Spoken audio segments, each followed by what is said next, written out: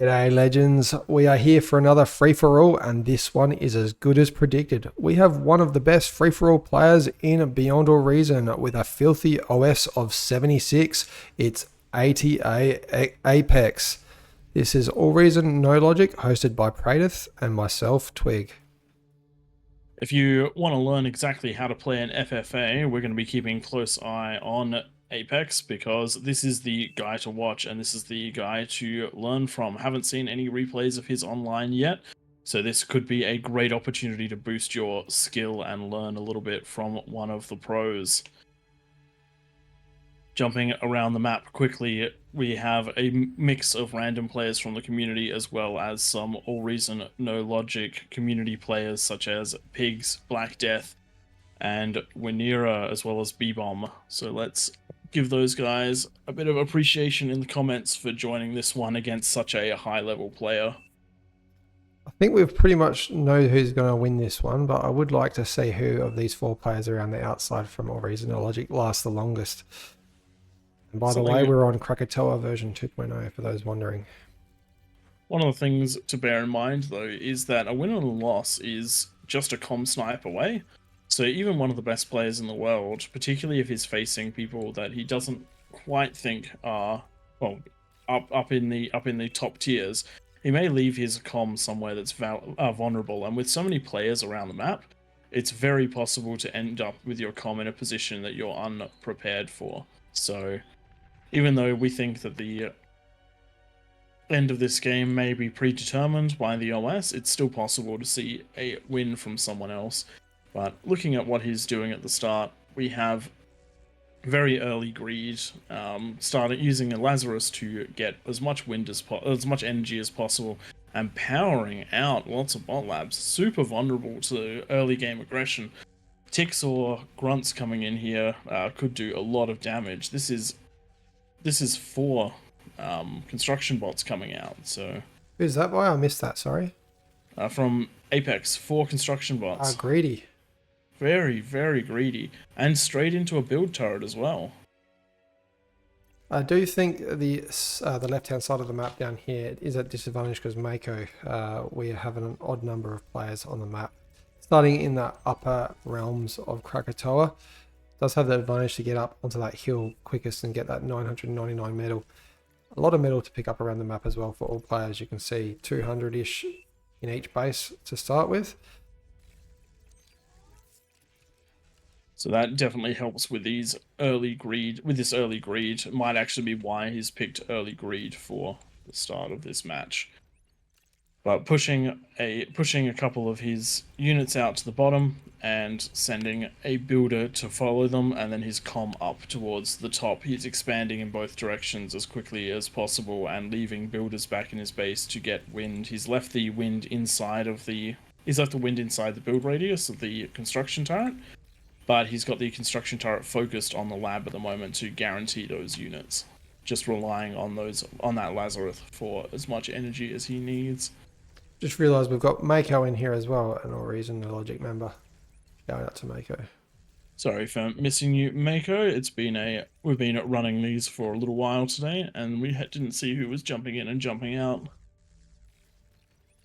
Mako, the second highest OS here at 24, just to show the massive difference that Apex has over everyone else. Already going in with his commander straight into Blue's base. Wow, that is aggression. Going to be taking out this LLT with the commander, trying not to lose any units, and knowing that the commander will heal. Baby Oil, the blue player, has seen this coming and is all of his units are on the top part of the map trying to deal with Marvin. A couple of Centurions, one taken out by the comms D-gun, but they are fighting right on the edge. Oh, manages to get out with a quick little move with the transport, so he'll be in the game, though starting a little late. But Baby Oil's base has been taken out. One thing to look at is a lot of damaged units, but basically nothing lost because he managed to keep the units away from the building explosions. So great little micro, and if you look, all of these units are out doing the things they need to and running away from the units they're going to struggle to fight, which is those Centurions. if we look at the mini map, you can actually see that Apex is essentially controlling a fifth of the outer ring already. Absolutely crazy for 5 minutes into a game. And no defenses. Everyone picks on me for saying, why don't you ever build LLTs in your base? Just relying on those outer rims of the extent of his boundary to defend those rather than in the main base. And using the radar to know what he's up against from the yellow player. In this case, it is Pigs. And now that he's seen all of these pawns sitting there, getting some LLTs and even some walls in the queue, as well as a beamer. So just going to let that hold his back line while he keeps marching on through and taking this front area. After that action early on, I'm surprised no one's died yet. And looking back into the base, we just have a storm of eco. One thing that you'll see is no converters. So at the moment, he has 511 or 500 plus energy income. It's going up because the wind is going up. And for the longest time, he was also consuming very similar. So he's playing for total consumption as compared to total conversion, just relying on the mechs for metal. So no wasted time, no wasted energy going into conversion. Definitely some energy going down the toilet, but overall just playing with as much metal as he can. Marvin hiding up in the top left, taking his commander all the way around the map to where he might feel is a safer spot to restart the game. Lots of rocks on these islands to get him back into the game, and with tidal on this map being 15, probably still better to go for that wind. See if he can manage to fight his way back into the game. Looking at the rest of the map quickly, a lot of safe expansions going on from a lot of the players, and still the large number of rocks at the top of the map have not been taken. Our first commander going down. Green just dying to some grunts. Oof. And the dark green player walling himself into his base and just fighting up towards baby oil. Commander can be outpaced, I think, by these. What's the speed for a commander? 38 compared to the maces, 46. So slowly but surely, the maces will catch up as long as they're on a move command and they keep updating that move command to follow the comm. That should be a dead comm after a short amount of time. Comm now in range, but the units not fighting efficiently. Looks like Pigs, a yellow player, did push on some of those LLTs, but lost a lot of them, so going back into a retreating position. Took the builder. Oh no, maybe not. The builder is coming back and getting those walls up. Mako into an air transition, and looking back at our feature player, Apex, into that T2 transition and going for that economic expansion, knowing that he's got map control right now.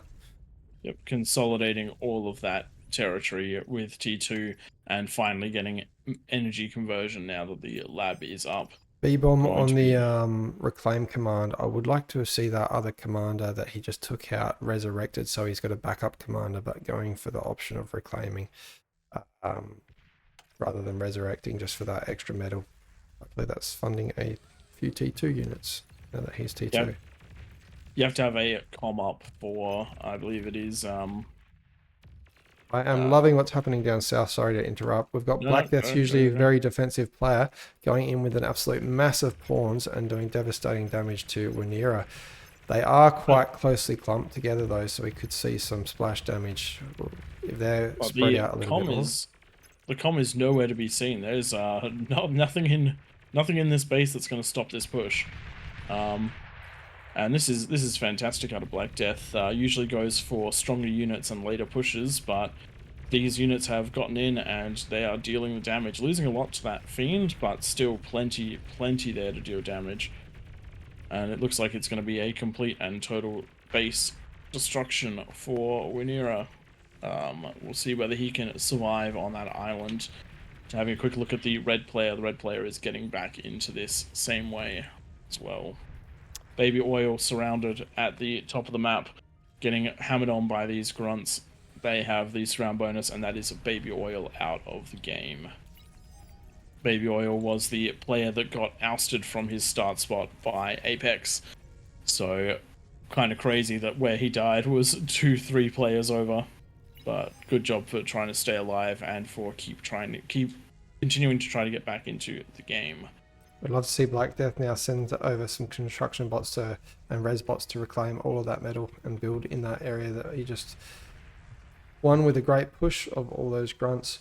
You really see how the Apex plays, not worrying too much about getting out those big armies, but just keeping presence on every front line and making sure that there's intel in every face, and only pushing when he knows that he's probably going to get the win.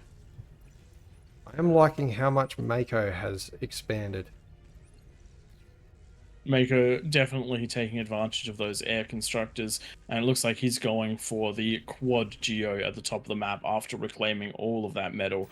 And if you look at his actual metal, despite reclaiming so much on the map, he's actually managed to spend it all, and he's got that T2 air lab coming up to T2ify all of his So metal mechs, and produce, this is quite a lot of mechs. we've got Apex at 20k so far, and Mako shortly after at 17.8. But that is huge compared to the rest of the players. Only one person above 10k at this pay, other than those two above 10k, and that is Windows Tech Support. Don't forget, call that number if you ever have any issues. They'll tell you to turn it off and on again, and you should be good to go.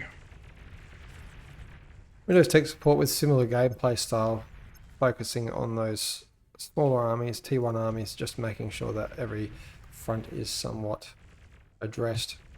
Well, if you look at the time spent in game, both Windows Tech Support and Apex are both right towards the end of Silver Chevrons, as is Mako. So they've definitely had the time to get up and running, and to learn that one of the best ways to play this game is to own more economy than the rest of the team.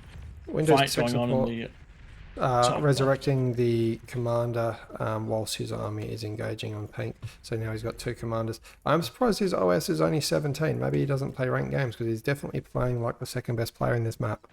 I would say he just doesn't play FFA games. His playstyle certainly lends itself towards being quite high up there. So perhaps if we had a look at his open skill for team matches, it might be very, very different. And apologies for addressing everyone as he. We just go by the general stereotype of gaming. Not to mention, I think everyone that plays regularly with the channel is also a he, so just comes out by default. Okay, going into the Oracle and a couple of Lynch Bombers. We know what that means. It's a good way to take out a commander. All you need is 2 bombs coming out of the bottom of the atomic bomber, and that is enough to take out any commander. Doing 60% damage roughly per hit. And with no air particularly spotted or accounted for so far in the game, it's a great way to get a snipe on some of the stronger players. If you look at where the comm is for Apex, sitting out in the open, nothing defending it. Also hard to find in that case, but nothing defending it. And if we look for Windows Tech Support, on the front lines, lots of ground defenses, but no air defenses. So both of those great targets if they can be found and taken out. Pigs shelling the base, shelling the low ground area, the back area of Apex. And we'll see whether he manages to get much done. But now a lot of those units in range of a pitbull, so a lot of that shelling power has gone down. I do wonder if Mako had that advantage, because he does start with a Geo. Very potentially. He also has that middle ground position with all the metal and all of the additional geos. So definitely could absolutely turn that into a huge eco lead, provided that he plays smart and with all the defenses around. And in fact, very little in the way of army. So different sort of style, and it looks like we have those liches heading on out towards Black Death's base.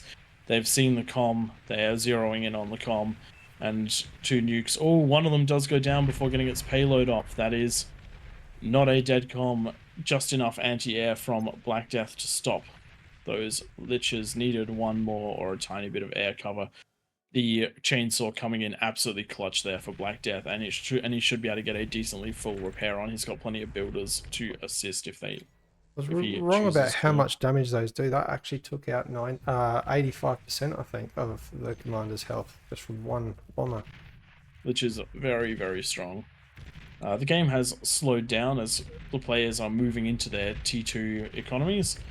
We do have Pig still on T1, unfortunately, just huddling up in that little corner of the map in Krakatoa, and now the Rattlesnake and the Pitbull taking care of those T1 units. Not much you can do about that at this phase of the game.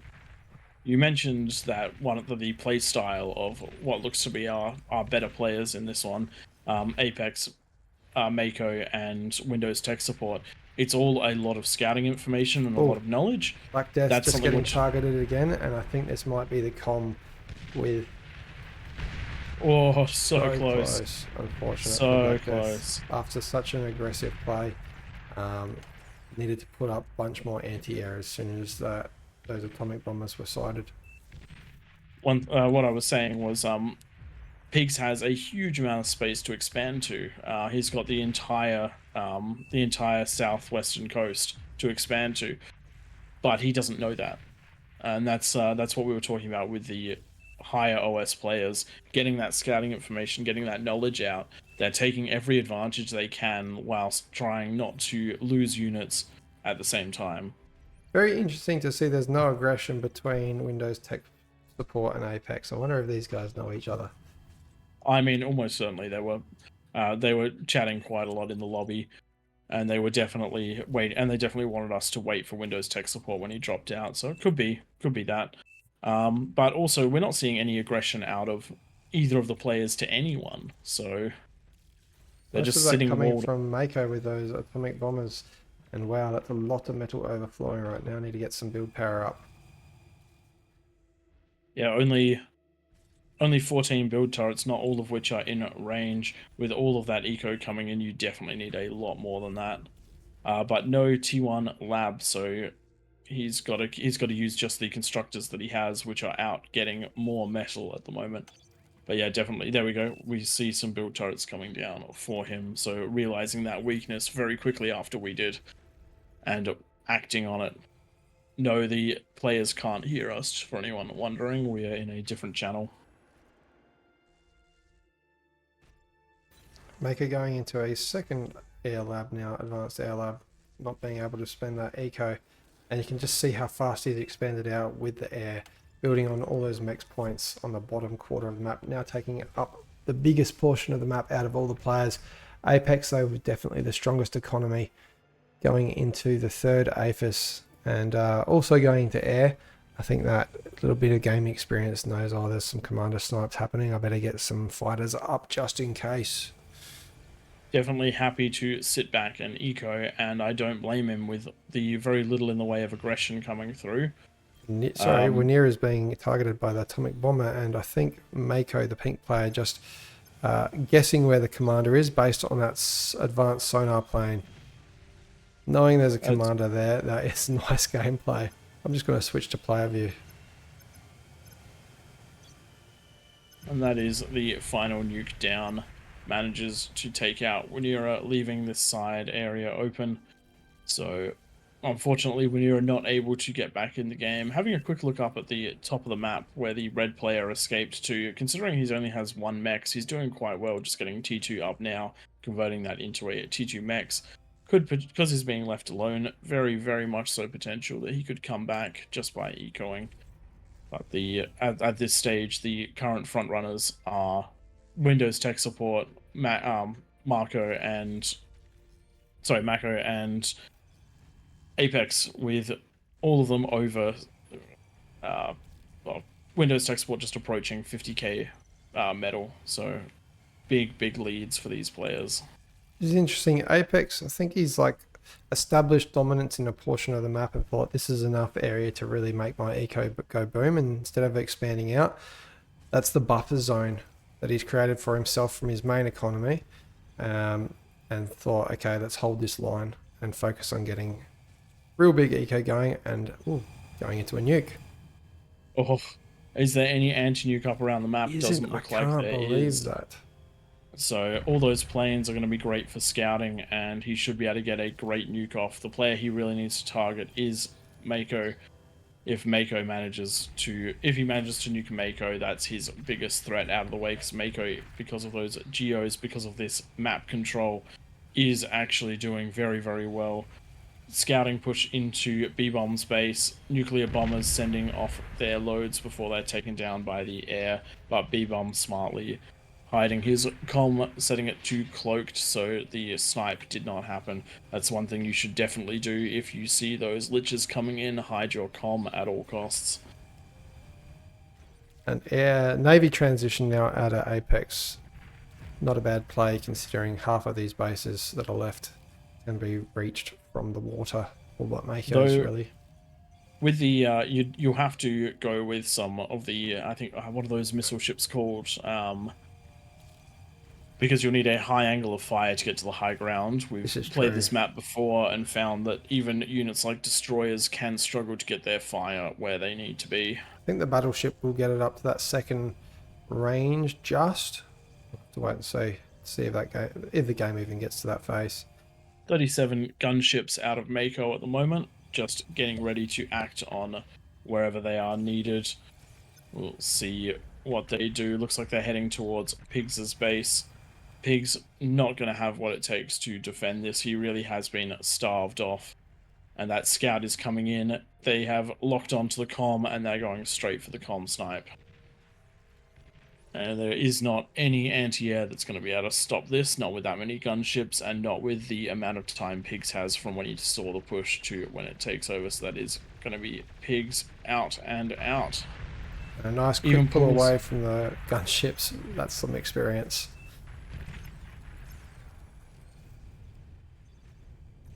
So good job there. Apex commenting that Mako already gave himself up. Not really sure what he's saying by that. But we will see. Let's have a look at the player view for Mako. Sees a little bit of the map, but is mostly blind to the rest of it at the moment.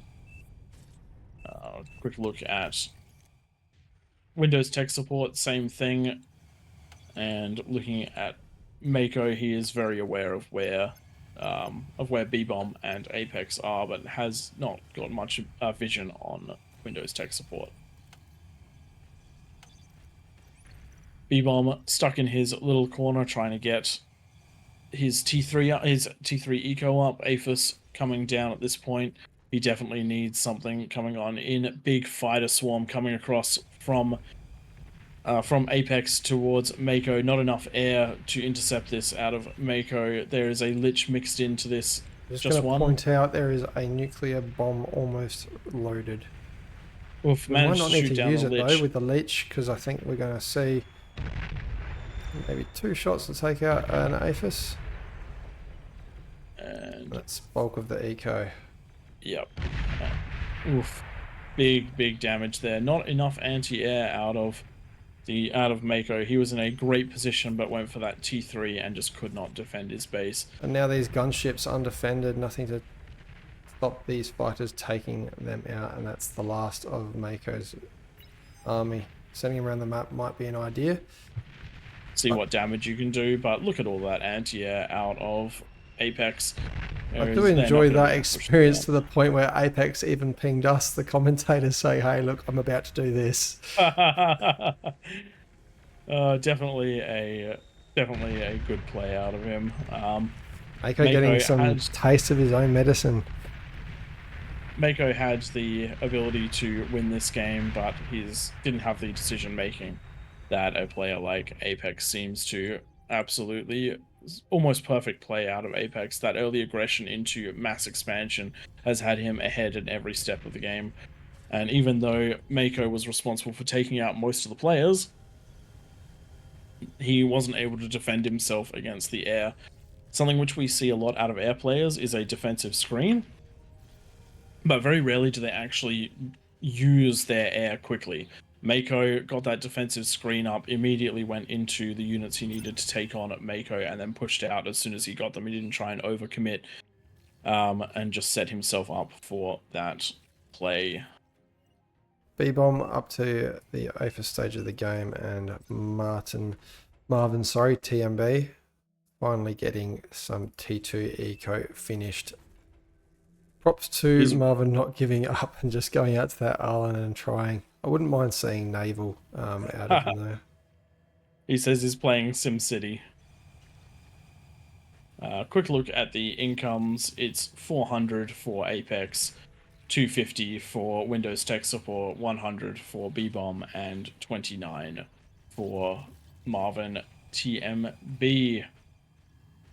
So what we need to see is some strong aggression between the green and the between Windows Tech Support and Apex. Apex definitely does have what he needs to take out green at the moment, still having the leftover units from that attack and a larger air screen. Doesn't look like there's a lot of flak on the ground from the green player, so the air should be very effective. Green hunkering in there with some pulses, nothing getting past those. I think this is definitely a case of we're going to see these couple players on the left taken out, and then these, what I assume are friends, tackle each other 1 versus 1.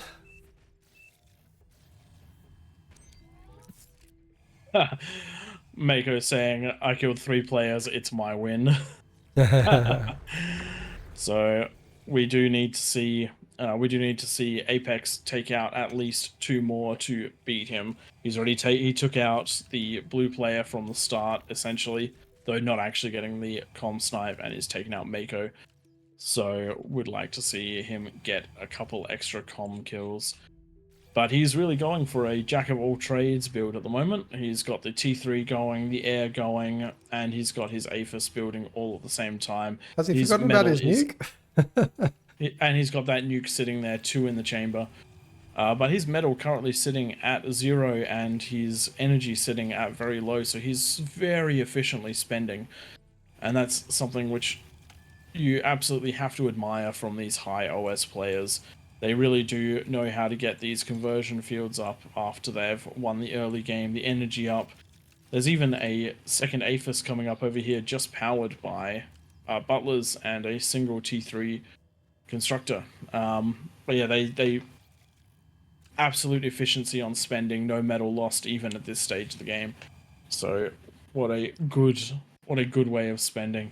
And we have a push coming out from Apex. He is sending his air over to see what B-Bomb is up to, and then backing it up with those 2 liches trying to go for the comm snipe. There is such a big air screen here. It's going to be hard for those flaks to actually target down those 3 liches before they get their bombs off. B-Bomb not invising his comm, and those liches, 1 bomb, 2 bombs, 3 bombs. That is B-Bomb bombed out of existence.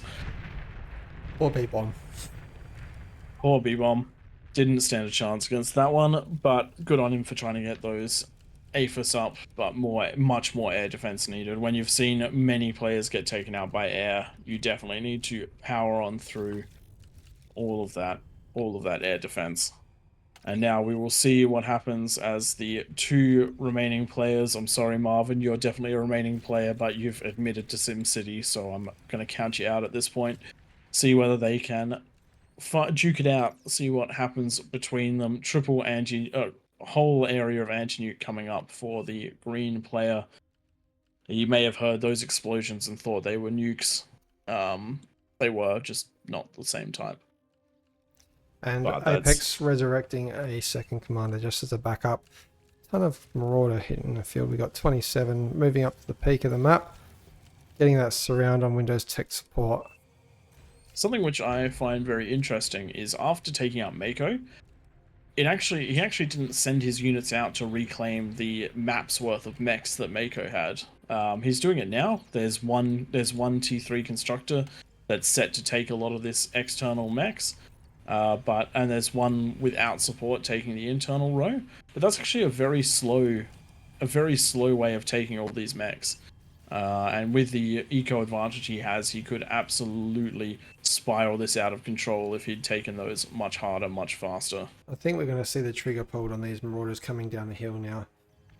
With that anti-air that they have strapped to their backs. Kind of like the T1 anti-air. It's nothing great, but definitely with enough Marauders, it will take out these air. And I think the air screen is coming in as well. We are searching for the comm, and it looks like the comm is hiding out.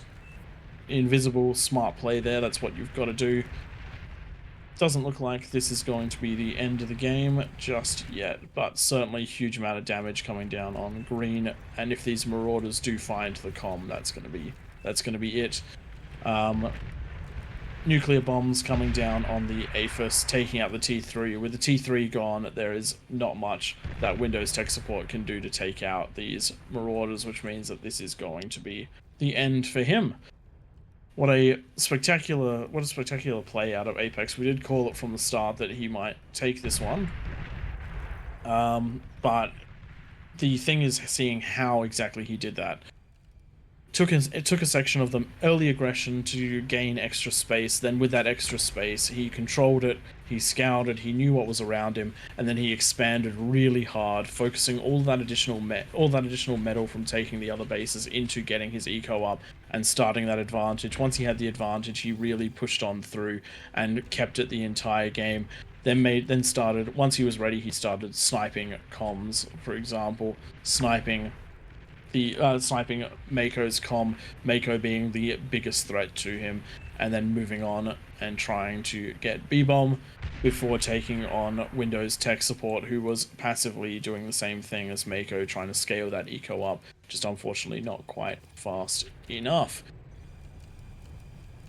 Got mass pawns coming around the map now. And those guys should hopefully be able to find that invisible comm. Windows tech support hiding right in the corner. Only a nuke coming off, and oh wow, I don't think you could have got closer to that hill. Would have been, there we go. That is, and is that most of the energy production down? That is, oh no, there is energy production here. Once that energy production is down, the comm will no longer be able to sustain its cloak, and the units will be able to take it on. As you'll see, these grids are actually wide enough to prevent these wins from from chain reacting. So even though they were built in a grid, which is not our preferred method, they definitely stood up to those pawns at least without chain reacting. Looking at the Marauders in the top side, they have found Marvin TMB, taken out his base, and without that energy, Marvin's comm is susceptible. It is trying to hide, but as soon as it started walking, that is it. Tried to get the control D off, but no dice. We have a construction bot trying to take on the liches, but that is a forfeit out of the Windows tech support, and that is a win for ATA Apex. I'd like to say a nice thank you to ATA Apex for joining in this lobby. It's not often we get to see one of the best players in the world join on in, and it's not often we get a chance to learn from them. I'm definitely going to be running through this replay and seeing exactly what he did and trying to improve my build style. Quick look at the stats at the end. Metal excess of 4 throughout that entire game with everything going on. XTA Apex got 4 metal excess. Fantastic. Absolutely fantastic. Quick look at the graphs to see damage dealt. Very early on, he was right up aggressive, and the blue player was the one he was aggressive with, and continued to be towards the top of that charts for the whole game, then taking it right at the end. All right, everyone, thank you very much for watching. If you'd like to partake in one of these games, we host them regularly and cast these games as well. Jump in on our Discord. The link is down in the description. And also, we'd love a like and subscribe as usual. Thanks everyone for joining us, and we'll catch you next time.